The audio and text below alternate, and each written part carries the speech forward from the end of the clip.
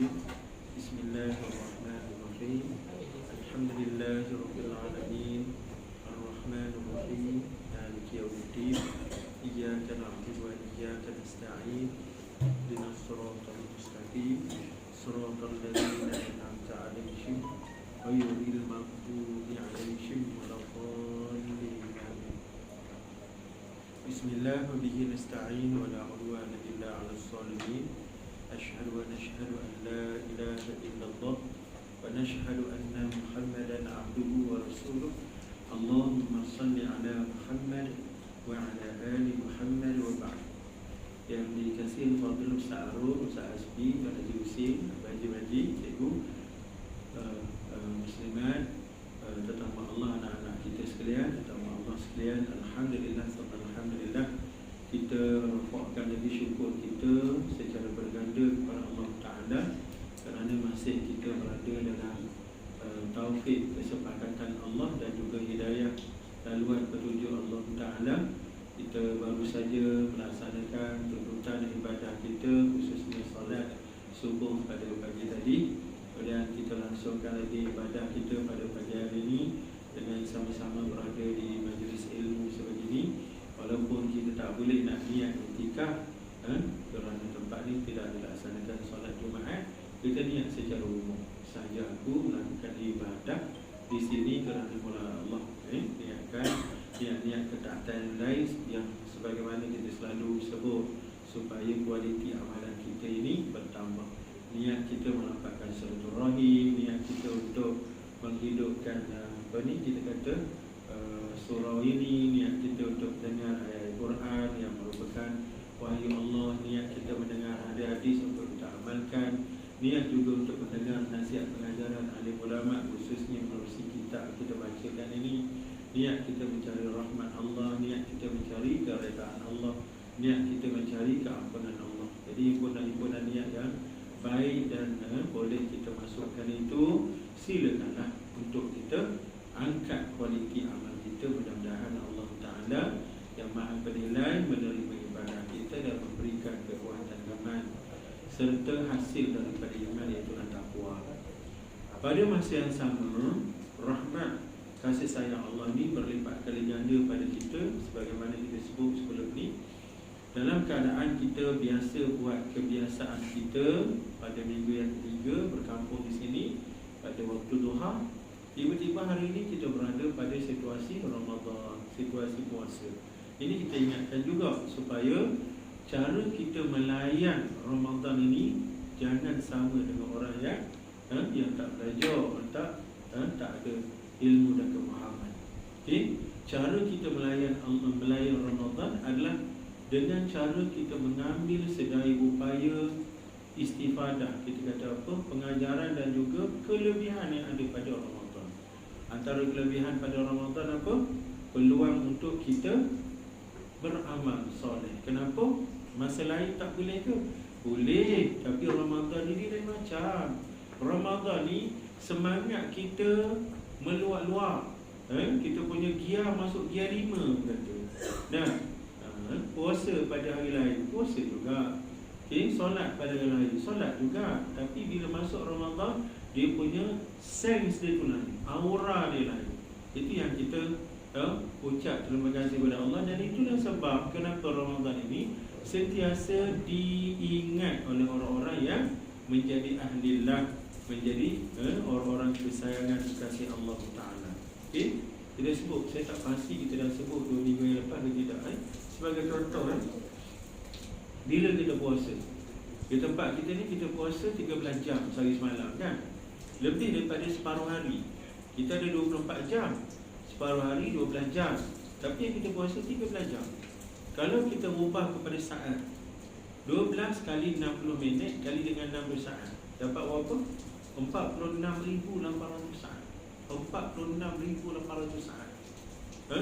Itu waktu kita beramal soleh. Faham kita? Amal soleh ni pahala. Okay? Tok Guru Ni Aziz selalu sebut perkataan ni. Pahala tu adalah duit akhirat.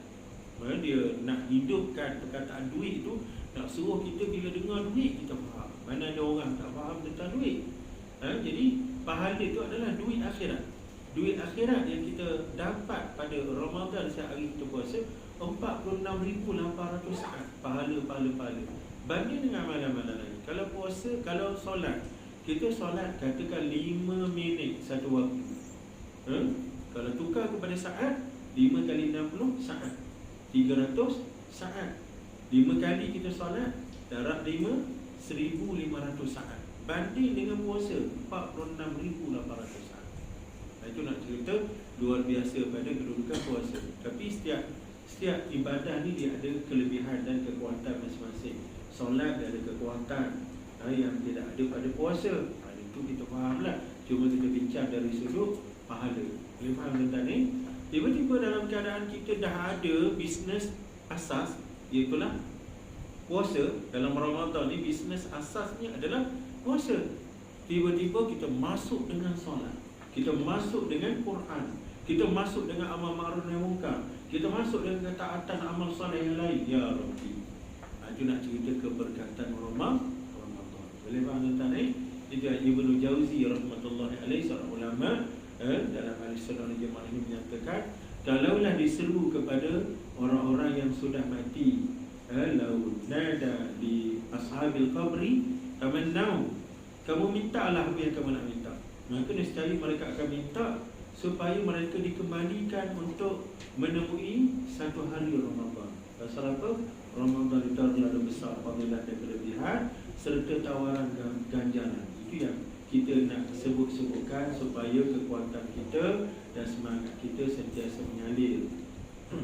Yang keduanya, tuan-tuan, ibadah Ramadan ni juga atau ibadah-ibadah lain, dia mempunyai asas untuk membiasakan diri kita supaya kita ni tak jauh dengan Tuhan. Saya ingat dalam kuliah malam baru ni saya guna poin dua sini pagi. Kita guna poin apa? Perbincangan tentang bagaimana kerja buat orang Islam ni menjadi kepelikan kepada orang kafir. Kita rasanya poin tu saya bawa. Betul Ustaz?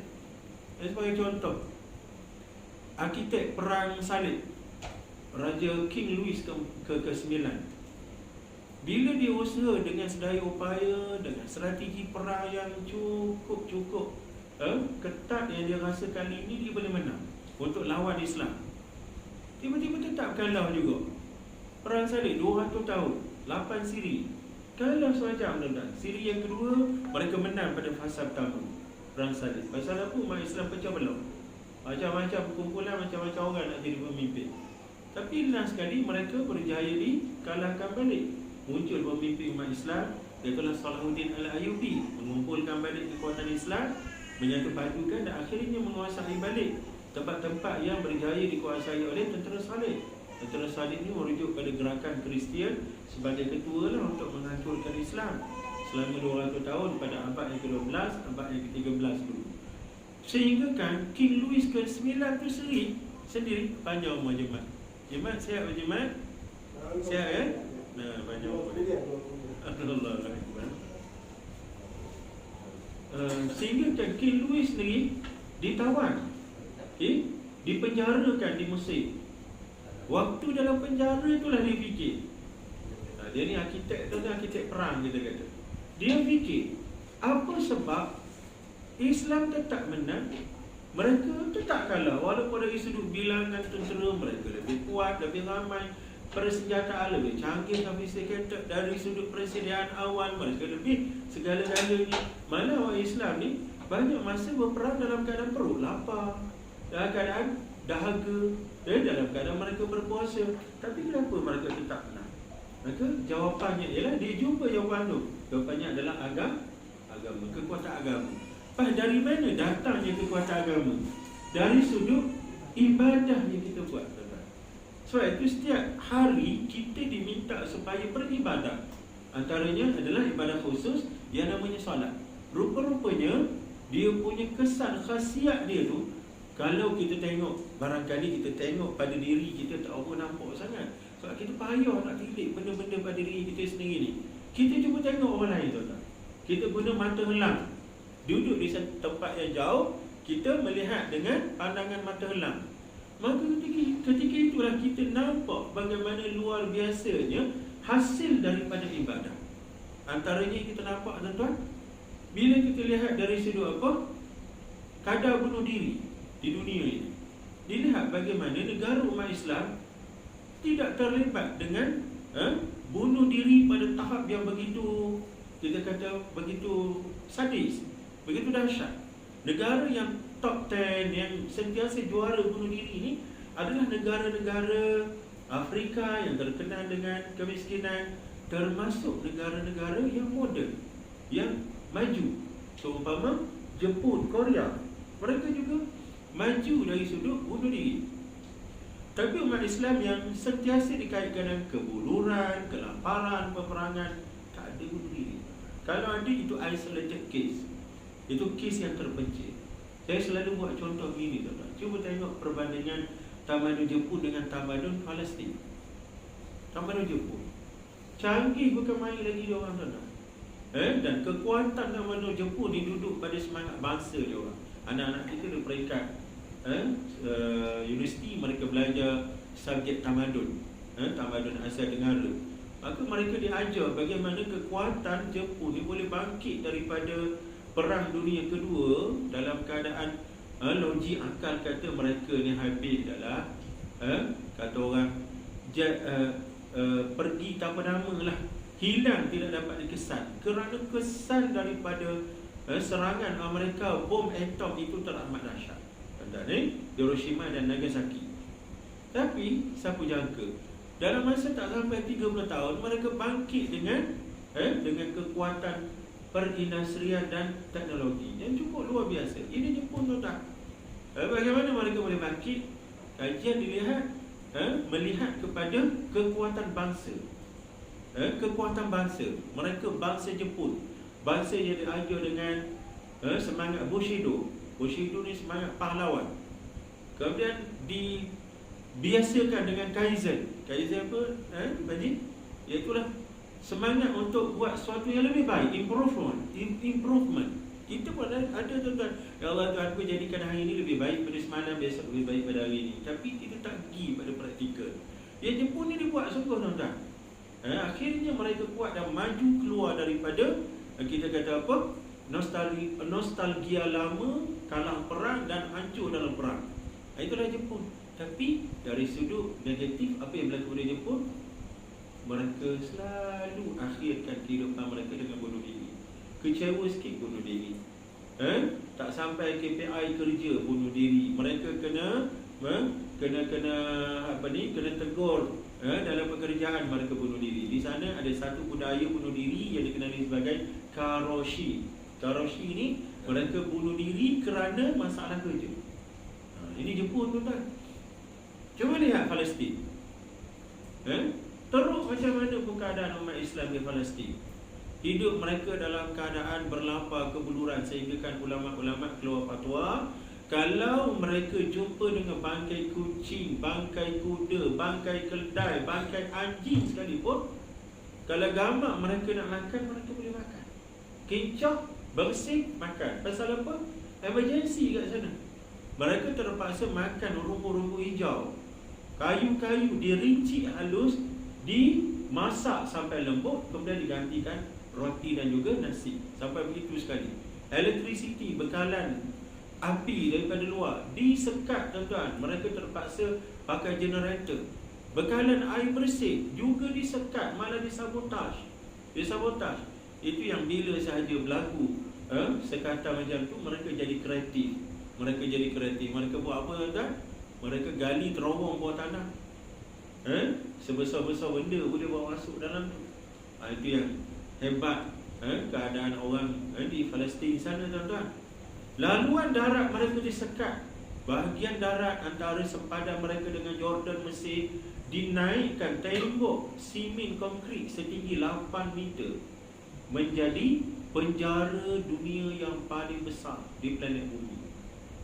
Ini Amerika nampak ni, negara yang menjuarai demokrasi kononnya, dia nampak ni. Tapi apa yang mereka buat? United Nations, kononnya badan pengaman dunia, tuan-tuan, dia nampak peristiwa ni berlaku sejak tahun berapa Tembok swimming ni, tak silap saya 2006 dulu, waktu Ariel Sharon menjadi Perdana Menteri, dia naikkan tembok swimming konkrit ni. Sejak 2006 sampai ke hari ni berapa tahun dah? 15 tahun. Umat Islam Palestin di penjara itu tempat yang paling besar di dunia. Manakala bahagian lautan pula, bahagian laut pula, mereka tidak boleh bebas keluar beberapa batu nautika.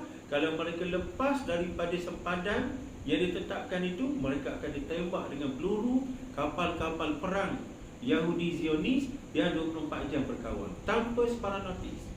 Mereka akan diledakkan dengan peluru. Itu nak cerita penganiayaan. Dan sehari dua ni kita dengar cerita pasal apa? Mereka dianiaya lagi di Masjidil Aqsa. Yahudi Zionis ini menjajah masuk ke dalam dengan kasut-kasut, menari berjoget kat dalam tu, menembak secara sembrono. Begitu teruk keadaan di sana. Tapi dalam keadaan begitu, pernah tak kita dengar rakyat Palestin bunuh diri? Pernah tak tuan-tuan? Tak pernah. Tidak pernah. Lepas tak? Malah apa yang kita tengok dalam YouTube viral video tuan-tuan, ditunjukkan kepada kita semangat yang cukup luar biasa. Hasbunallah wa ni'mal wakil, ni'mal maula wa ni'man nasir. Ayat keluar daripada mulut mereka, hasbunallah wa ni'mal wakil, hasbunallah. Ya Rabbi, sampai kita ni jadi malu pada diri kita sendiri.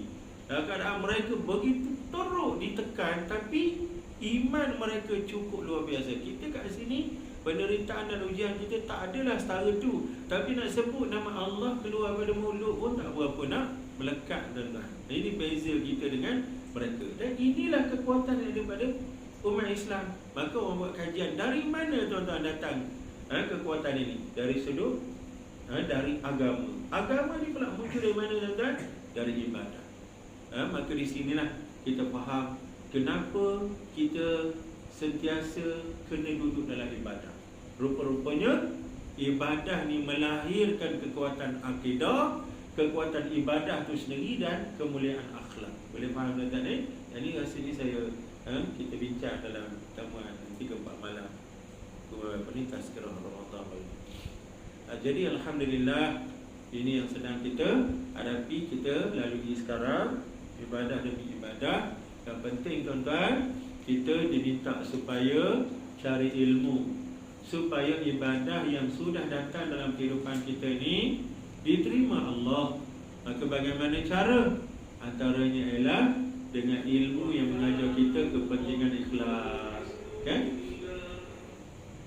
Tentang kepentingan ikhlas. Ramadan ikhlas, apa ni? Solat kita ikhlas. Itu yang kita baca hadis sahih tu, man shoma Ramadan wa man qama Ramadan imanan wa ihtisaban ghufira lahu ma taqaddama min dhanbi. Barang siapa yang berpuasa Ramadan, menegakkan Ramadan dengan penuh iman dan juga mengharapkan pada Allah Ta'ala, itu adalah gambaran ikhlas tu. Ihtisaban. Ihtisaban ni macam mana cikgu nak faham kata ihtisaban? Kira-kira, dengan kira-kira dia dengan Allah. Saya terfikir begini tuan-tuan, waktu kita kerja, sebahagian daripada gaji kita dipotong kan? Berapa persen ni? 10, 11, 13. Itulah lebih kurang kan? Gaji kita dipotong tiap-tiap bulan tuan-tuan. Tiap-tiap bulan. Ada di antara kita potongan tu besar, 10 ataupun 11-12% tu, sampai kadang tu 2,000 lebih dipotong tiap-tiap bulan. Maknanya gaji kita akan sentiasa berkurang tiap-tiap bulan. Orang ambil. Tapi kita marah dah orang ambil gaji kita tu.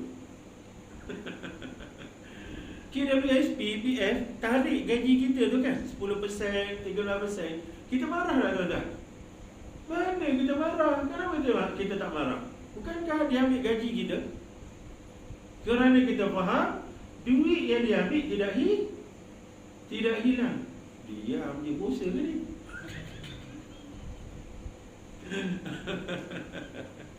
Kerana duit yang dia ambil tidak hilang. Sebaliknya dia buat apa dengan duit itu tuan-tuan?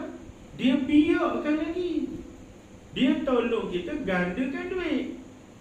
Maka kita tak marah. Padahal rezeki kita tu dan duit kita bulanan pun berkurang, tapi kita tak marah. Sebab ada kira-kira kita. ada harapan kita bahawa duit yang dia ambil itu bila sampai masa nanti kita akan dapat balik dengan gandaan yang berlipat kali ganda. Itu disebut sebagai ihtisabah. Bila kita beribadat dalam keadaan ihtisabah, kita tak argue Allah, kita tak marah ke Allah, kita tak rasa Allah ni zalim pada kita. Pasal apa? Sebab kita ada kira-kira dengan Allah. Apa kira-kira kita dengan Allah? Sampai masa nanti, apa yang kita buat sekarang dipulangkan balik dengan gandaan yang berlipat kali ganda. Itulah dia ihtisabah. Boleh faham tuan-tuan mudah-mudahan kita sambung pada pengajian kita bersurat 70 ni. Betul tidak Ustaz tak baca mesej Ustaz, tak perasan Ustaz kat mana Ustaz letak. Tapi seingat saya kat tengah ni kan, bersurat 70 kitab kuning ni. Al-Qamah bin Qais ketika hadir jenazah, lalu dia berdiri di atas kubur dan berkata, adapun hamba ini, maka telah tiba kiamatnya. Sebab seorang bila mati, maka dia melihat segala persoalan hari kiamat, iaitu syurga, neraka dan malaikat, dan dia tidak dapat berbuat suatu amal lagi. Maka dia bagaikan seorang yang berada pada hari kiamat, dan dia akan bangkit pada hari kiamat menurut keadaannya di saat matinya.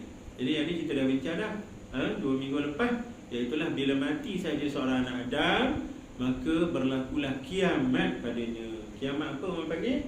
Kiamat ada 2, kiamat besar, kiamat kecil. Kiamat apa? Kalau mati ni kiamat kecil. Kiamat besar mana? Tu besar hari kehancuran alam. Ini kiamat kecil. Kenapa dia namakan kiamat?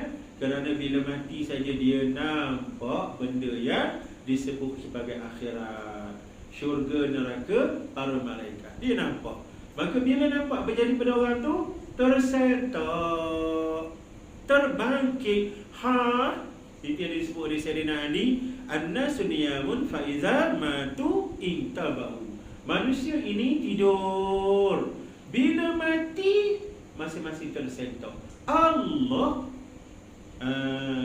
maka tersentak itulah namanya kiamat. Cuma kita orang Melayu sebut kiamat ni hari kehancuran. Dah, kita hak mengaji ni kita ubah. Bukan hari kehancuran, kebangkitan. Kan? Kita ubah. Bila kita belajar ni, kita cuba baiki pelan-pelan tuan-tuan. Anak-anak kita jadi ketua kelas kan. Bila cikgu masuk je, ista'id qiyam, dia kata, sedia bangun, sedia bangkit. Kenapa dia namakan kiamat tu bangkit? Kerana masing-masing terbangkit, tersentak, terjaga daripada tidur yang panjang, kelalaian maknanya. Kelalaian yang lama dalam kehidupan itu. Baru dia sedar. Itu yang Nabi SAW bila diturunkan jenazah orang kafir ke dalam telaga buruk selepas daripada perang Badar tu, Nabi berdiri di tepi telaga. Nabi seru nama seorang-seorang. Wahai Abu Jahlin ibni Hisham, wahai Mughirah, wahai Al-Walid. Nabi sebut nama seorang-seorang, kemudian Nabi tanya, bagaimana weh sekarang? Betul ke tidak janji Tuhan pada kamu? Adapun aku mendapati janji Tuhan pada aku betul. Hal wajadtum ma wa'ada rabbukum haqqan fa inni wajadtu ma wa'adani rabbi haqqan. Kamu tengok macam mana sekarang? Bila dengar macam, bila Nabi dialog macam tu, Sayyidina Umar ada sebelah. Sayyidina Umar terkejut. Ya Rasulullah, takallamta ma'al ladzina qad jifu. Ya Rasulullah bercakap dengan orang yang dah jadi mayat ni, dah mati dah ni. Maka Nabi kata, ya betul dia mati, tapi dia masih mendengar dan lebih tahu apa yang berlaku. Dia telah melibatkan hari akhirat. Tapi malangnya, apa guna lagi seruan ketika itu bagi mereka yang sudah berada di alam akhirat? Kerana alam akhirat ni bukan masa untuk kita bekerja, dia adalah masa untuk menerima hasil. Boleh faham tuan-tuan Sebab itu mati ni adalah kiamat. Kiamat kecil. Jangan sampai menunggu mati baru kita nak bangkit. Jangan begitu tuan-tuan. Maka dia bagaikan seorang yang berada pada hari kiamat dan akan bangkit pada hari kiamat menurut keadaannya di saat mati. Yang ini kita dah bincang. Dan rasanya ada hutang saya kat sini, masih tak cukup 2 minggu lepas. Maka sungguh untung siapa yang menghabiskan amal kebaikannya. Ini kita bincang pada 2 minggu lepas, kita tak ada ambil, masa tak cukup. Apa dia? Setiap kita akan dibangkitkan berdasarkan keadaan kita mati. Yub'atsu kullu mar'in 'ala ma mata 'alaihi atau kama qala. Setiap orang akan bangkit berdasarkan bagaimana keadaan dia mati. Maka ada ulama syarahkan hadis ni, antaranya digabungkan atau dikaitkan dengan hadis yang Nabi SAW sebut, seorang yang mati dalam keadaan mabuk, maka dia akan bangkit dalam keadaan mabuk. Seorang yang mati dalam keadaan berpakaian ihram, maka dia akan bangkit dalam keadaan berpakaian ihram, bertalbiyah. Labbaik Allahumma labbaik, labbaik la labbaik. Ya orang lain ni tercengang-cengang, termangu-mangu, tapi orang ni bangkit dalam keadaan cukup cantik. Iaitulah mengambil kira bagaimana cara dia mati. Maka di sinilah kita panjangkan perbincangan. Apa yang kita bincang tentang? Ingat tak? Adik-adik ingat tak? Kita bincang apa? 2 minggu lepas kita bincang tentang husnul khatimah dan su'ul khatimah. Tuan yang bimbang, saya tanya soalan, saya jawab. Tunggu tuan-tuan jawab, tobat tak datang. Ada datang sini kena tanya. Malas aku dia kata. Jangan bimbang kan? Kita bincang tentang apa? Husnul khatimah dan su'ul khatimah. Biasa dengar tak perkataan ni? Biasa sangat. Apa yang kita faham tentang husnul khatimah?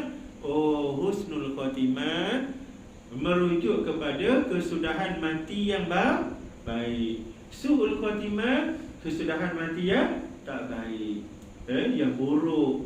Tuan imam ataupun kita jaga betul-betul husnul khatimah baik, su'ul khatimah tak baik.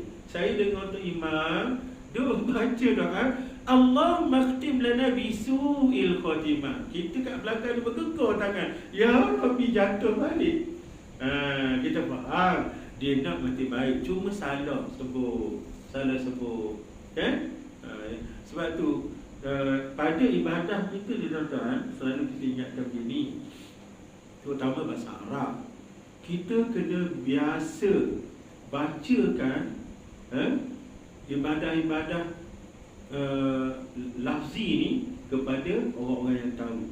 Kalau kita di sini ada Ustaz Arul, Ustaz Azmi, ada masa kita penderahkan balik. Pasal apa? Sebab bahasa Arab ni bukan bahasa kita. Kita bimbang setan berjaya gelincirkan hati kita. Setan berjaya mempeliakkan lidah kita. Ada bahasa mempeliakkan. Kira ada lah ya. Jadi boleh faham. Dia boleh peliakkan lidah kita tuan-tuan, sehingga kita ni beramal benda salah. Sebab tu dia sebut afatul ilmi zallatul lisan. Penyakit ilmu ni adalah lidah yang tergelincir. Nak sebut husnul khatimah, tapi tergelincir jadi su'ul khatimah. Pada niat tu betul dah, tapi pada lidah tu tak betul. Boleh faham tuan-tuan? Apa kalau ibadah yang namanya solat, tiba-tiba kita baca dengan gelincir lidah pada bacaan yang wajib, tak sah tuan-tuan. Alhamdulillah, kita baca Alhamdulillah dengan ha, itu tak sah. Itu orang panggil lahnul jali, kesalahan yang besar. Dia boleh merubahkan makna, menyebabkan terbatal solat. Alhamdulillah, makna apa alhamdulillah? Tak silap saya, kehancuran, kemusnahan. Alhamdulillah, ataunya alhamdulillah, segala pujian. Ni alhamdulillah, segala kemusnahan. Allah Akbar. Jadi nampak tak? Hayya 'alal falah, patutnya hayya 'alal falah. Ha bukan ha. Dia baca hayya 'alal falah. Patut tunggu orang tak datang ke? Sebab al-falah mana apa? Padang. Jom pergi ke padang. Patut padang lagi meriah pada surau masjid. Rupanya tak Bilal seru salah. Apa dah kan? Tentang bahasa Arab ni jaga-jaga ya. Kita mengaji, dah jumpa ada ustazah sebelah kita, ada masa kita sebut-sebutkan sikit. Boleh tak ustazah? Boleh tak? Ustaz, saya nak check balik sebab takut berlaku kegelinciran lidah. Ingat tuan-tuan, setan yang sedang kita hadapi ni adalah setan yang sama yang berjaya menggelincirkan Nabi Adam AS. Dia punya kerasnya tipu daya setan ni, Allah Akbar. Ada masa tuan-tuan kita akan bincang tak? Dengan kegelinciran dia, tiupan dia, ludahan dia, macam-macam tuan-tuan. Kerja buat setan ni. Dan kita pernah buat simulasi dulu kan. Ini kan kita buat simulasi macam mana Haji Hussein kan tak? Dia tanya Haji Hussein nanti tak niat nak bunuh saya. Dia dah kita buat macam tu kan. Haji Hussein terkejut tu. Bukan nak bunuh ustaz, sayang ke ustaz je. Alhamdulillah ni. Kenapa kita tanya macam tu? Sebab benda tu tidak mustahil berlaku. Boleh faham ni? Tidak mustahil berlaku. Kenapa tidak mustahil berlaku? Kerana kita ada setan, kita ada nafsu. Itu bahaya ni tuan-tuan. Ada orang yang tidak pernah terfikir nak murtad, tapi ending kehidupan dia murtad. Masya Allah. Pasal apa? Setan, iblis, hawa nafsu, dunia yang merosakkan. Sebab tu kena jaga bab tu tuan-tuan. Kita selalu sebut-sebutkan. Dan agama anjur kepada kita untuk sentiasa beramal dengan apa? Isti'azah. A'udzubillahi minasyaitanir rajim. Bismillahirrahmanirrahim. Bismillahirrahmanirrahim. Ini ada satu hadis Nabi SAW, hadis sahih. Bila seorang sahabat Nabi waktu mengendarai kuda, kalau tak silap dengan tak saya, kuda ke himar, gitulah. Tiba-tiba dia terpelanting jatuh. Dia terpelanting pasal transport dia tu menggelepar apa, dia jatuh tuan-tuan. Bila dia jatuh, dia maki setan. Dia maki setan. Tak risau iblis, dia kata, celaka setan. Kalau kita betul tak? Dia maki setan. Betul tak? Memang kita ajar apa, maki setan ni. Tak risau iblis, dia kata. Tapi Nabi dengar, Nabi kata jangan cakap macam tu. Bila kamu cakap macam tu, tiba-tiba setan tu jadi besar sebesar rumah. Takabar, membesar, membelon tubuh dia besar. Nabi ajar tuan-tuan, salah rupanya maki. Habis patut kena baca apa? Sebut Bismillahirrahmanirrahim. Baru dia mengecil sekecil-kecil. Boleh faham tuan-tuan? Bila kita maki dia, maknanya dia berjaya memutuskan ingatan kita kepada Allah Ta'ala. Kita tak nampak setan, kita tak nampak pada Tuhan yang mengizinkan benda itu berlaku. Sebab tu bangga dia tu membesar. Boleh faham tuan-tuan? Itu hadis sahih tu berkenaan dengan Bismillahirrahmanirrahim. Patutnya baca macam tu tuan-tuan. Jadi kita tengok sikit tuan-tuan, kita sambung sikit perbincangan pada husnul khatimah dan su'ul khatimah. Kita bincang begini tuan-tuan, husnul khatimah dan su'ul khatimah adalah keadaan ketika kita nak bertemu dengan Allah. Kita akan berada di antara dua keadaan ini. Sama ada husnul khatimah, itulah mudah-mudahan, dan su'ul khatimah, wal a'yadzubillah, kita nak berlindung daripada su'ul khatimah. Dan pentingnya jagaan husnul khatimah dan su'ul khatimah yang kita nak elakkan ni, kerana kehidupan akhirat kita adalah berasaskan kepada cara mati kita, pada keadaan kita mati. Dan masing-masing kita ni sudah pun ada rekod di sisi Allah Ta'ala. Rekod apakah kita ni orang baik ataupun orang jahat. Rekod sebagai husnul khatimah ataupun su'ul khatimah. Rekod kat mana tuan-tuan? Pertama sekali di Lauhul Mahfuz kan, takdir kita sudah ditulis oleh Allah Ta'ala sebelum kita muncul lagi, kita lahir. Kemudian bila roh kita dimasukkan ke dalam jasad kita ketika usia kita 4 bulan dalam perut mak, sekali lagi Allah menyeru kepada malaikat supaya tiup masuk roh beserta dengan takdir kita. Takdir yang sama juga. 4 perkara. Apa dia tuan-tuan? Yang pertama tentang rezeki kita. Banyak ke? Sikit. Jadi orang kaya baru ke? Orang kaya lama? Atau orang tak kaya-kaya tuan-tuan semua sudah ditetapkan tu. Yang kedua tentang ajal kita. Kita besok hidup di dunia, berapa lama ajal tempoh kematian kita? Sama ada lahir-lahir mati terus, atau lahir-lahir sempat 20-40 tahun, sempat sampai 70-80 tahun. Itu semua dah ada pada ketentuan azali. Maka ditiup masuk pada umur kita 4 bulan jasad kita dalam perut mak. Okey. Yang ketiga apa tuan-tuan? Tentang amalan kita. Kita ni beramal dengan amalan orang baik ke orang jahat, ahli syurga ke ahli neraka. Amalan kita, amalan kita, kerja buat kita. Yang keempat yang paling penting, am-sa'idun am-syaqiyun. Bagaimana kita meninggal besok? Apakah meninggal sebagai husnul khatimah, orang bahagia, sa'id, ataupun su'ul khatimah, orang celaka, syaqi. Maknanya takdir ni sudah ada. Lepas tu ada ulama-ulama tasawuf, antara benda yang dia terfikir ialah tentang catatan takdir di sisi Allah, menyebabkan dia ni tak senang duduk, tuan-tuan. Pasal dia fikir lagu manalah akhirat aku ni. Sebab sudah ada rekod tu. Macam kita lah, tuan-tuan. Waktu kita belajar dulu, ambil peperiksaan, kemudian markah tu dah ada kat cikgu, cuma kita tak tahu. Senang duduk tak kita dah? Tak senang duduk. Kita nak tahu juga, cikgu, berapa markah saya, cikgu? Cikgu senyum-senyum. Tak? Kita nak tahu sangat. Markah tu dah ada dah. Cuma kita tak tahu. Itulah keadaan kita sekarang. Keputusan Allah dah ada, cuma kita tak tahu. Habis bila kita tak tahu, apa yang patut kita buat? Kita perlu pastikan kita jadi baik. Itu yang kita beramal dengan hadis sahih yang lain tu. Hadis sahih Nabi SAW ditanya oleh para sahabat, Ya Rasulullah, boleh tak kita kenal ahli syurga dengan ahli neraka? Boleh tak? Nabi jawab, boleh. Ayu arafu ahlu al-jannah min ahli nar. Nabi kata boleh. Boleh dikenal. Maka sahabat kata, kalau dah diketahui ahli syurga dengan ahli neraka, buat apa lagi beramal? Tak payah beribadah. Dah tahu dah, ini syurga, ini ahli neraka. Maka Nabi jawab, kullun muyassarun lima khuliqalah. Setiap orang dipermudahkan berdasarkan apa yang telah ditetapkan oleh Allah Ta'ala. Maka kalau ketetapan Allah, dia ni orang baik, husnul khatimah, maka dipermudahkan dia untuk buat kebaikan. Begitulah sebaliknya. Maka atas dasar inilah kita pun beramal. Kita buatlah kebaikan.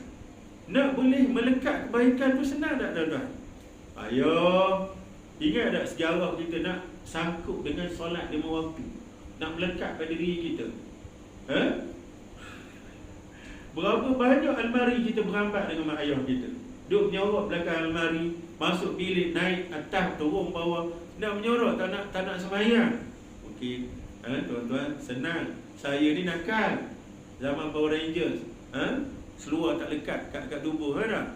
Payah penuh nak dengar cakap. Nak boleh melekat benda tu, tuan-tuan, berapa lama masa kita ambil? Boleh faham tak, tuan-tuan? Benda tu baik tak? Baik. Tapi nak buat senang tak? Susah. Benda baik ni susah nak buat, tuan-tuan. Kalau tidaklah Allah sediakan nikmat yang cukup besar, syurga. Sebab benda tu susah. Tapi akhirnya kita biasakan diri dan melekat sebagai darah daging kita. Ibadah solat tak payah disuruh, tak payah diperhati, tak payah diingat. InsyaAllah kita bila masuk saja waktu, secara automatik, spontan kita boleh selesaikan urusan itu. Jadi senang tak kita beramal? Sesudah kita berjuang, bermujahadah, dia jadi darah daging kita, senang. Cuma tuan-tuan, kemudian kita kaitkan dengan hadis yang kita bincang tadi. Setiap kamu ini dipermudahkan berdasarkan takdir masing-masing. Jadi bila kita dah rasa kita ni dah jadi baik dengan praktikal solat yang sudah tidak payah bagi kita, maka apakah boleh kita kata dah jadi ahli syurga? Boleh tak kita anggap gitu? Jawabnya tak boleh juga. Kenapa tak boleh? Kerana di sana ada lagi ingatan daripada Nabi SAW. Ingatan Nabi kata apa? Ada di antara kamu yang beramal macam ahli syurga, sehinggalah jarak kamu dengan pintu syurga hanya satu hasta. Satu hasta ni kita sebut hanya selangkah. Letak satu hasta ni ke tanah, kita ukur, hanya selangkah je lagi boleh masuk syurga. Fayasbiquhul kitab, tiba-tiba takdir Allah kata dia ni ahli neraka, maka dia masuk neraka. Boleh faham tak? Pada saat satu hasta tu, tiba-tiba dia membuat kerja yang menyebabkan dia masuk neraka, maka dia ke neraka. Padahal dah hampir satu langkah je lagi. Nampak tak tuan-tuan? Kita faham hadis ni, hadis sahih Bukhari Muslim. Begitulah sebaliknya ada di antara manusia ini yang beramal dengan perbuatan ahli neraka, sehingga dia dengan neraka hanya satu langkah. Tiba-tiba takdir mendahului dia. Dalam takdir Allah dia ahli syurga, maka dia beramal dengan amalan ahli syurga dan masuk syurga dia. Walaupun orang kampung dia ni kata dia ni memang dajjal, dia ni memang landung sungguh. Boleh faham tak tuan-tuan? Jadi hadis ni mengajar pada kita, loh, sekarang kita dah beramal dengan perbuatan ahli syurga, tapi apakah confirm kita masuk syurga? Tidak, sebab ada hadis kata kebarangkalian ada orang tu selangkah saja lagi nak masuk syurga, tiba-tiba divert pergi ke neraka. Boleh faham tu? Kita pula tahu bahawa rekod kita sudah ada di alam ghaib. Macam mana kita nak tahu ni rekod baik ke buruk? Tak ada lah, Chan, itu urusan ghaib. Urusan ghaib. Maka apa yang patut kita buat? Yang ada pilihan pada kita ialah beristiqomah. Boleh faham? Benda baik dah buat dah. Usaha kita untuk beramal dengan hadis yang Nabi kata, penghuni syurga neraka ni boleh dikenal menerusi amalan masing-masing. Dah kita cuba beramal dengan tu. Pada masa yang sama, kita berhati-hati dengan peringatan keras bahawa belum tentu amalan baik ke syurga. Begitulah, belum tentu amalan jahat ke neraka. Boleh faham tak? Jadi apa yang betul kita buat? Kita beristiqamah pada benda baik. Itulah usaha kita sekarang. Itulah usaha kita. Kemudian kita bincang juga, husnul khatimah, sulul khatimah tidak dilihat dari sudut bentuk tubuh badan. Antara kita duk anggap bahawa mati baik ni bila tubuh badan dia baik. Mati dalam keadaan tubuh badan utuh. Begitulah. Mati yang tak baik bila muka dia hancur, tubuh badan dia hancur, kena gelek kat steamroll. Begitu ke? Tidak. Itu bukan husnul khatimah dan sulul khatimah. Sebaliknya husnul khatimah dan sulul khatimah ini dilihat kepada si mati. Ketika dia mati, adakah dia diredai Allah ataupun dia seronok ke tidak nak jumpa dengan Tuhan. Kalau dia seronok nak jumpa dengan Tuhan dan Tuhan seronok dengan dia, itulah husnul khatimah. Walaupun mati dia dalam keadaan tubuh badan hancur lebur, sebagaimana jasad Sayyidina Hamzah bin Abdul Muttalib dalam perang Uhud. Hancur tubuh badan dia, dada pun dia belah, kan? Tapi Nabi kata dia adalah penghulu syahid dalam syurga. Boleh faham tu? Begitulah juga sulul khatimah, bukan tubuh badan dia rosak, tidak. Tapi waktu dia nak mati, bagaimana penerimaan Allah pada dia dan bagaimana keadaan dia nak masuk ke akhirat. Kalau dia rasa berat dalam akhirat ke depan, tak nak melangkah, tapi tak nak pun kena juga, tak boleh pusing ke belakang. Dan kalau dia tak nak, Allah lagilah menyampah nak jumpa dengan dia. Itulah dia masukkan dengan sulul khatimah. Boleh faham tuan-tuan? Maksud sulul khatimah dan husnul khatimah. Sudah kita bincang sikit tentang apa? Tentang keadaan jenazah yang jauh-jauh ni. Yang jauh-jauh ni tak payahlah bawa balik. Kalau takdir ahli keluarga kita meninggal di luar negara, bukan sekadar melibatkan kos yang tinggi, puluh-puluh ribu tuan-tuan, tapi keadaan pengurusan jenazah yang amat mengerikan. Kita dah bincang Pak Abdul tu kan, tuan-tuan ada seorang pengurus jenazah. Ustaz ni belajar di Filipina tuan-tuan. Dia cerita pengalaman dia, ada satu kes seorang warga negara Malaysia yang meninggal di Australia, dan diusahakan untuk dibawa balik ke Malaysia oleh ahli keluarga. Minta sumbangan daripada rakyat Malaysia untuk kumpul dana dan sebagainya. Ustaz ni baca kisah tu dan dia tulis dalam media, beri nasihat dan pengalaman dia sebagai pengurus jenazah yang sentiasa terlibat dengan pengurusan luar nak masuk ke dalam ni lah. Maka dia cerita bagaimana dahsyatnya jenazah kalau nak dibawa balik tuan-tuan. Mula-mula dia akan buang cecair dalam tubuh badan kita. Dia potong urat, 2 urat vein dan juga arteri. Kadang-kadang urat tu duduk pada bahagian leher, kadang-kadang pada bahagian lengan, kadang-kadang pada bahagian atas ari-ari. Tapi biasa orang duk potongnya pada bahagian atas ari-ari kita ni. Dicungkir keluar 2 orat. Orat pertama arteri, maka pada orat ni disumbat masuk kimia, formalin. Namanya formalin, cecair kimia untuk mengawet mayat, mengeraskan mayat. Jadi macam simi, tuan-tuan. Jadi keras. Kemudian orat vein tu pula diputuskan dan disedut keluar cecair daripada tubuh badan kita. Dan tubuh badan kita ni tidak kurang 70% cecair. Perlu dikeluarkan sebab cecair itulah yang akan merepukkan jasad selepas mati. Maka disedut keluar. Okey. Sebelum mayat dikeraskan, sebelum mayat jadi keras, kerana formalin tu masuk dalam tubuh badan kita, waktu itulah orang ni disolid mayat, dia make up mayat, dia senyumkan mayat. Itu yang Haji Mat tengok sambil Buddha senyum tu, senyum dia mati.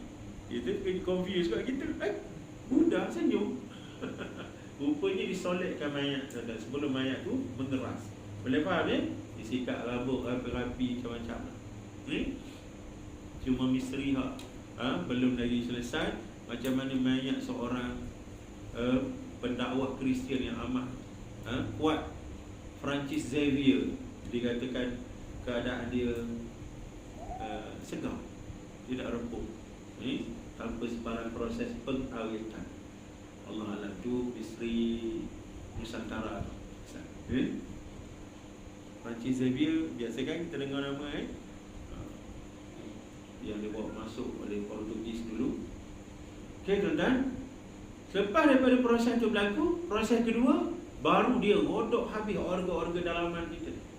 Dia masukkan rod besi depan tu tajam, belakang tu pula disambung dengan vacuum. Dia rodok, dia hancurkan habis organ-organ dalaman. Lipa, hati, perut, jantung, segala benda tu empedu, dihancurkan, kemudian disedut keluar menerusi vacuum. Sampai bunyi macam kita sedut air Milo ais dalam bekas. Bila habis air tu menjadi serok-serok bunyi kan. Bila bunyi serok-serok, maknanya bahagian dalam kosong. Yang ada hanya bahagian luar yang dikeraskan. Subhanallah. Itu sebab orang yang faham tak nak bagi bawa balik. Kecuali jenazah almarhum Ustaz Fadli Al-Yamani tu kan, yang meninggal di China. Keluarganya usahakan balik juga, bawa balik. Itu sebab polisi China dia tak benarkan orang luar ditanam di tempat mereka. Jenazah orang luar mereka akan bakar. Dia orang akan bakar.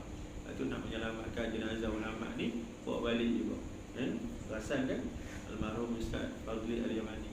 Okey, itu kita dah bincang. Kemudian kita pergi hari ini, bagaimana kita nak elakkan mati secara su'ul khatimah. Kita dengar apa nasihat seorang ulama daripada Jordan, almarhum Syekh Dr. Omar Sulaiman Al-Ashqar. Dalam kitabnya Al-Qiyamah Al-Kubra, disebut beberapa perkara yang perlu kita jaga supaya kita tidak mati secara celaka tadilah. Pertama sekali, jaga akidah. Ini yang pertama sekali. Okey, hifzul akidah. Jangan kita buat acuh tak acuh pada akidah.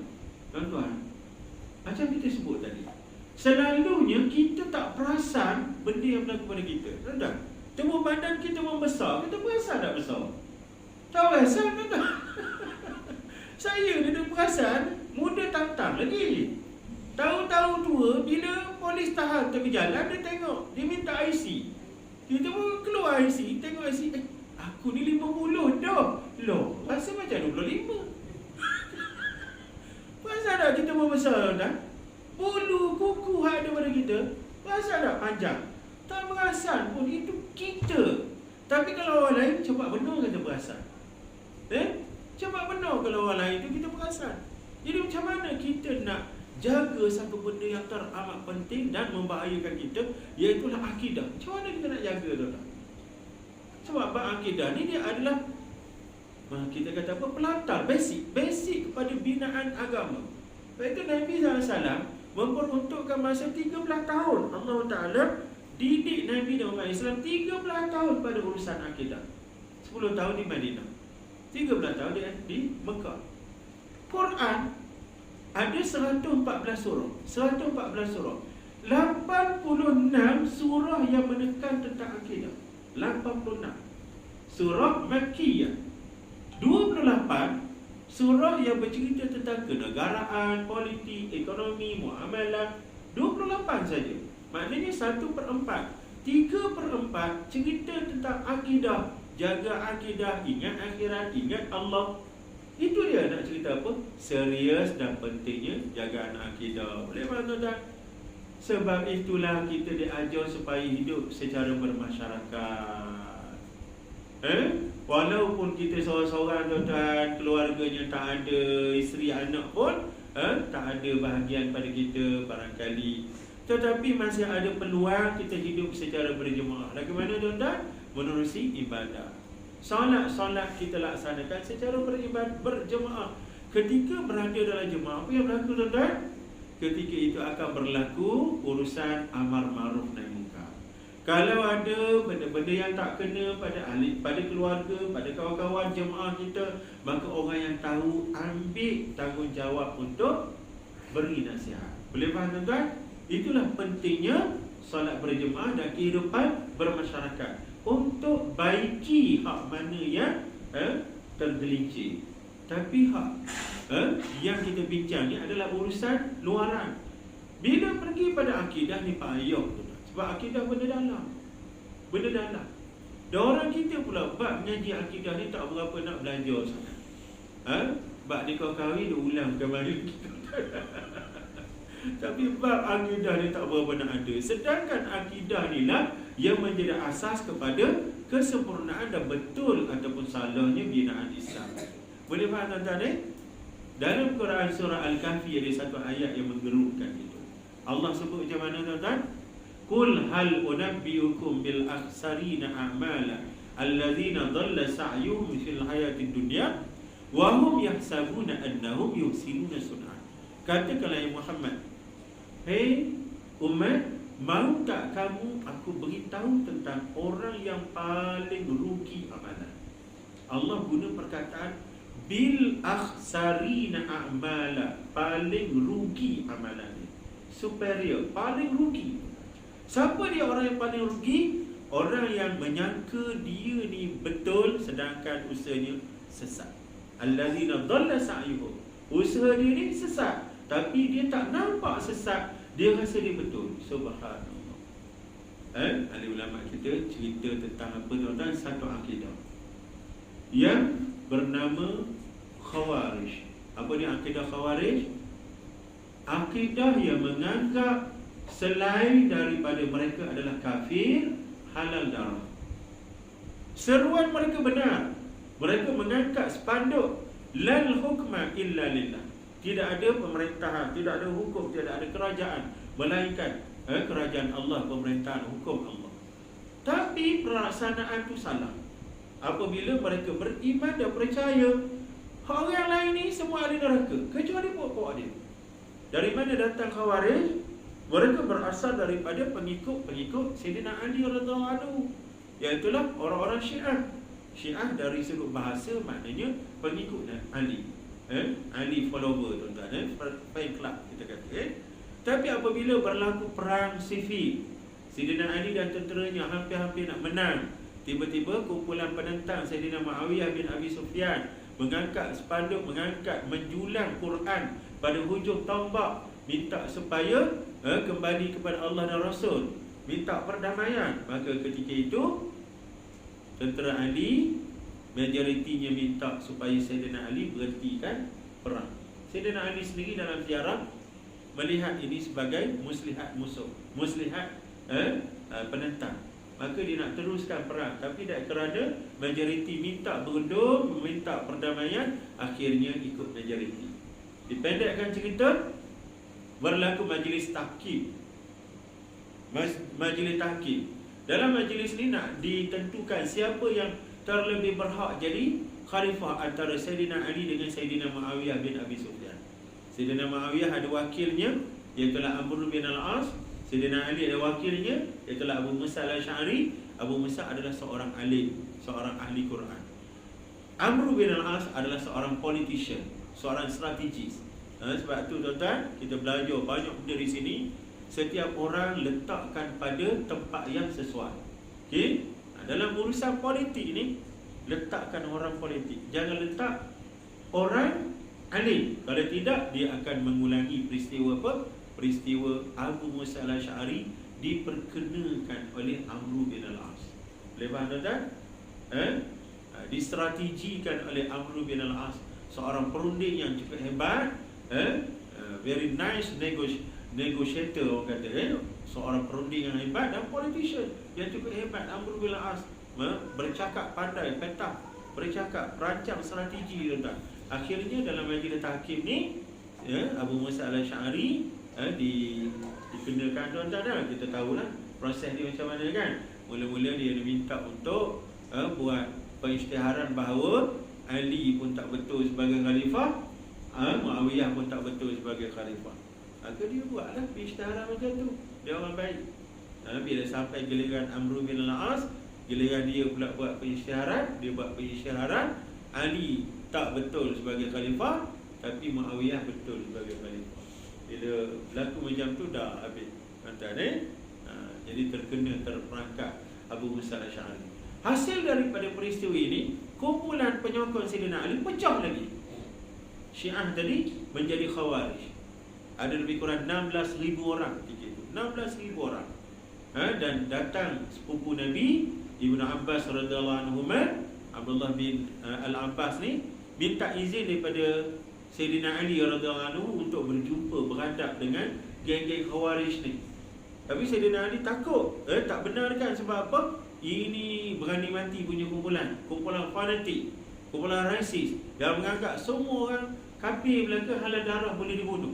Tapi disebabkan kesungguhan Ibnu Abbas, maka akhirnya berlaku dialog antara beliau dengan kumpulan Khawarij, dan berjaya dia mentaubatkan lebih daripada 12,000 orang. 4,000 saja yang masih kekal dengan fanatik dan rasis. Dan inilah dia Khawarij. Akhirnya mereka buat apa tuan-tuan? Mereka merancang pembunuhan Sayyidina Ali, Muawiyah dan juga Amr bin al-As yang terlibat dengan peristiwa tadi. Dipendekkan cerita, akhirnya Sayyidina Ali berjaya dibunuh. Berjaya dibunuh pada pagi hari subuh ketika baginda nak pergi ke masjid melaksanakan solat subuh. Tiba-tiba dalam kegelapan malam, baginda diserbu oleh seseorang, kemudian ditusuk jasadnya dengan pedang. Bila sahaja Sayyidina Ali menjerit, berjaya ditangkap pembunuh. Bila dia suluh muka, tuan-tuan masing-masing terkejut. Pasal apa terkejut? Yang ditangkap dengan pedang di tangan, kita kata apa? Tok Imam Masjid. Terkejut nanti orang. Bukan penganggur jalanan. Tok Imam. Imam pula bukan imam rawatib, imam nombor 1. Boleh faham tak? Saja saya selawat tu. Orang yang paling alim itu Abdul Rahman bin Muljam. Orang yang paling alim. Sayyidina Umar Al-Khattab dulu, waktu Amr bin al-As dilantik menjadi menteri besar di sebelah Mesir, maka Amr bin al-As minta bantuan kerajaan pusat Madinah untuk hantar guru-guru mengajar agama Quran kepada rakyat Mesir. Maka Sayyidina Umar hantar orang yang terbaik. Siapa dia orang yang terbaik agama ni? Abdul Rahman bin Muljam. Dia hantar dengan surat endorsement daripada Sayyidina Umar sebagai Amirul Mukminin. Apabila datang kepada kamu wahai Amr bin al-As, Abdul Rahman ini, maka layan dia dengan baik. Layan dia dengan layanan yang sesuai. Dia adalah orang yang terbaik di kalangan kami. Ini kedudukan Abdul Rahman bin Muljam. Diberi gelaran Al-Qari. Al-Qari, seorang yang banyak menguasai Quran. Tiba-tiba dialah yang membunuh Sayyidina Ali, yang 40 tahun dulu Nabi sudah sebut dalam satu ingatan. Nabi kata, orang kumpulan awal yang paling celaka ialah orang yang membunuh unta Nabi Saleh. Dan orang yang paling celaka di kalangan orang akhir adalah orang yang membunuh kamu wahai Ali. Lantas Nabi tunjuk kat mana tempat Ali akan dibunuh. Bahagian atas kepala sampai menusuk bawah dagu. Tak silap saya, Abu Hurairah mengatakan bahawa demi Allah, itulah tempat pedang itu menusuk tubuh Sayyidina Ali. Kita faham tentang siapa yang bernama Abdul Rahman bin Muljam. Maka dalam keadaan tenat itu Sayyidina Ali sebut, kalau dia masih lagi hidup, maka serahkan Abdul Rahman tu untuk dia selesaikan. Habis kalau dia mati, laksanakan qisas pada Abdul Rahman. Takdir Allah 3 hari selepas tu dia wafat, Sayyidina Ali wafat. Okay? Maka Abdul Rahman bin Muljam dilaksanakan hukuman qisas, bunuh balas. Ketika nak dibunuh tuan-tuan, dia masih duduk ngaji. Ketika nak dibunuh, duduk ngaji lagi. Wa minan nasi man yashri nafsahu ibtigha'a mardatillah. Ada di antara manusia ini yang sanggup mengorbankan dirinya kerana menuntut keredaan Allah Subhanallah. Dia tak rasa diri ini salah, masih dekat nak mati tu, masih sebut. Malah ada riwayat kata, dia minta kepada Al-Ghajuh nak bunuh dia ni, kamu jangan bunuh aku sekali das. Maknanya jangan pancung terus, tapi kamu kerat anggota badan aku, kerat tangan, kerat jari, ropong hidung, kerat telinga, pasal apa? Sebab dia nak berhujah depan Allah. Ya Allah, tengok keadaan hamba begitu teruk diperlakukan kerana mempertahankan akidah. Dia nak berhujah depan Allah. La ilaha illallah. Ada riwayat tentang tu. Boleh faham tak? Dia nak cerita tentang apa? Seorang yang berakidahkan sesat. Sebab tu jaga-jaga tuan-tuan, jangan bawa diri dengan kesesatan sampai ke tahap berjumpa dengan Allah pun masih melekat dengan akidah yang sesat. Nabi ingatkan kita tuan-tuan, sebelum datang Dajjal, ada 30 orang Dajjal. Sebelum Dajjal akhir itu datang, kulluhum yaz'amuna annahum Rasulullah. Semua 30 orang ni mengaku dia Nabi. Itu yang kita nak peringatkan tentang apa? Rasul Melayu di Ulu Kelang, kampung Kemesar. Cuba tengok pengikut-pengikut dia tuan-tuan. Dalam 56 orang pengikut. Tengok dalam YouTube. Dia perasan tak bahawa ikutan dia tu salah?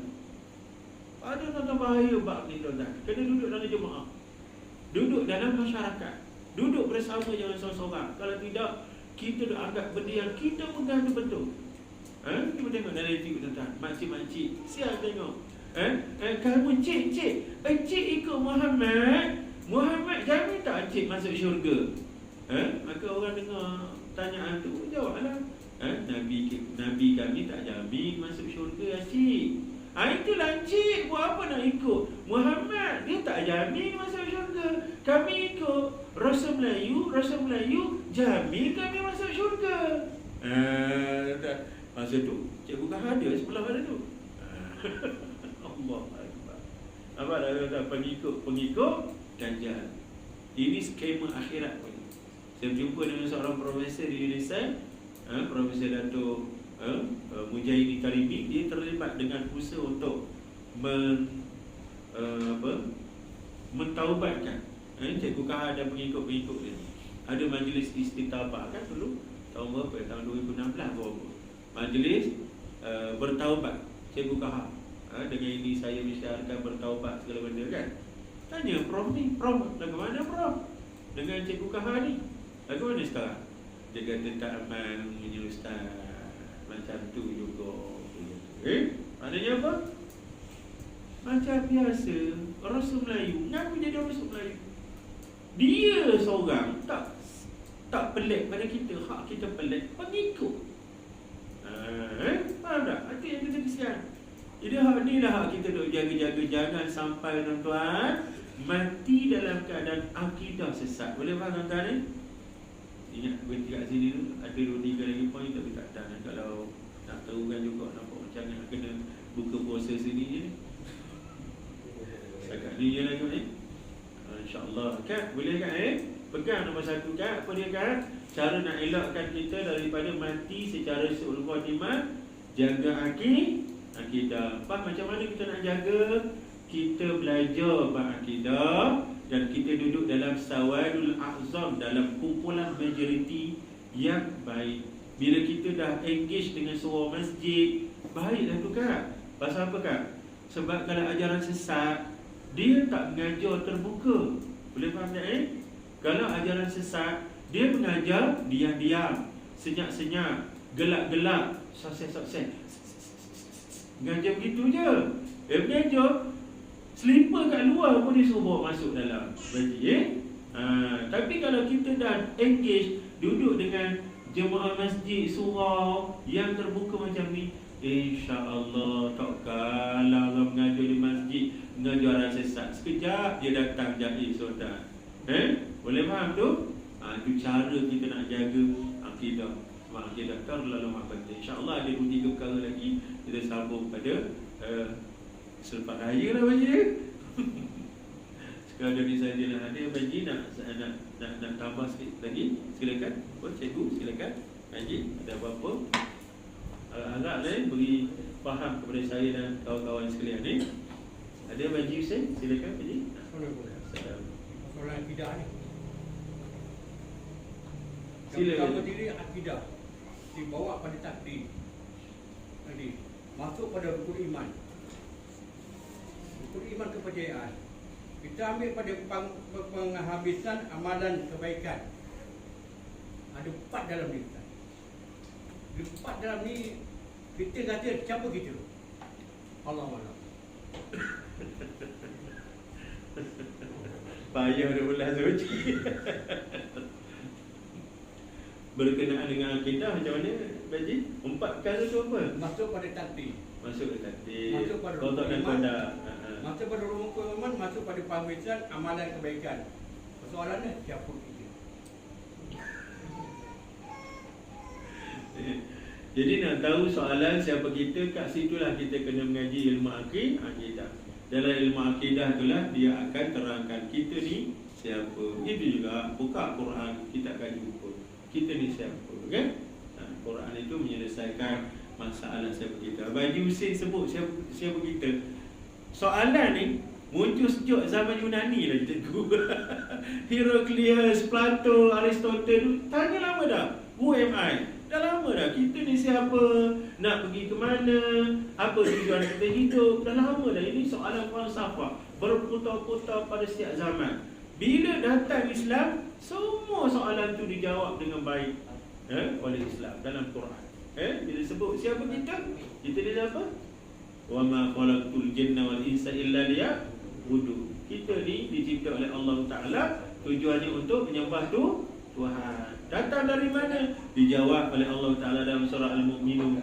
Datang daripada air mani, jadi darah, jadi daging kemudian supaya jadi tulang bersalut dengan darah dan daging, tumbuh pula jasad kita sebagai manusia. Itu ada jawapan lagi. Mudah-mudahan Jadi ilmu akidah, ilmu iman tauhid lah yang akan menjawab apa yang dibangkitkan tadi. Sebab itu belajar ilmu akidah tauhid, ma'rifatullah terutama sekali. Ada lagi Baji nak tambah apa-apa? Silakan Ustaz. Ada Baji? Ada. Kalau tak ada anak-anak sekalian ni, akak adakah nak tambah? Ada. Kalau tak ada, Ramadan Karim dan selamat Hari Raya juga Mahazai Batin ni. Walaupun ada 2 minggu lagi, tapi ni kira tak jumpa lagi kan? Alhamdulillah. Boleh sampai ke? Mudah-mudahan harap-harap kan? Rasa macam muda lagi. Kita akhirkan atas sebaik kafarah dan surah Al-Asr. Subhanakallahumma wa bihamdika asyhadu an la ilaha illa anta astaghfiruka wa atubu ilaik. Bismillahirrahmanirrahim. Wal 'asr innal insana lafi khusr illa alladhina amanu wa 'amilus solihati wa tawassaw bil haqq wa tawassaw bis sabr. Assalamualaikum warahmatullahi wabarakatuh.